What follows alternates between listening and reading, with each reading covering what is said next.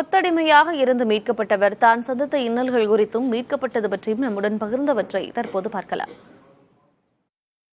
எங்கள் ஆயா 2014 இறந்துட்டாங்க சார். அவங்களுடைய சடங்கு செய்யறதுக்காக எங்கள்கிட்ட காசு எதுவும் இல்லை சார், கடன் வாங்கணும் தான் சார். அதனால கடன் ஒருத்தர்கிட்ட கடன் வாங்கியிருந்தேன் சார், 50,000. அவர் என்ன சொன்னார், நீங்கள் என் கடன் அடைக்கிறதுக்கு செங்கல் சூளையில் வேலை செய்யுங்க அப்படின்னு சொல்லியிருந்தாரு சார். ஒரு ஊருக்கு எங்கேயாச்சும் ஒரு காரியம் நல்லது கெட்டது ஏதோ ஒரு காரியத்துக்கு போகணுன்னாலும் போகக்கூடாது சார்.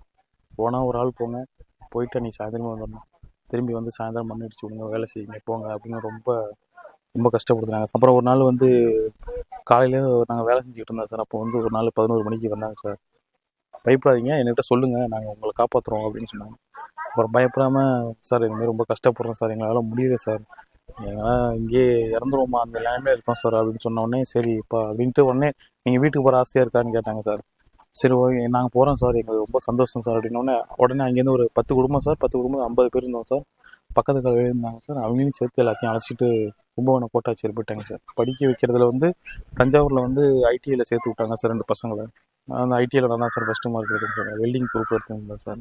படித்து முடிச்சோன்னே எனக்கு இந்த யூனிஃபார்மில் கொஞ்சம் ஒரு ஆசை இருந்ததுனால ரொம்ப அப்போலேருந்து எனக்கு பிடிக்கும் சார். அதனால் ஊர்காவல் பிள்ளையில் சேர்ந்து இப்போ 4 வருஷம் ஆச்சு சார். 2024 சேர்ந்து சார்.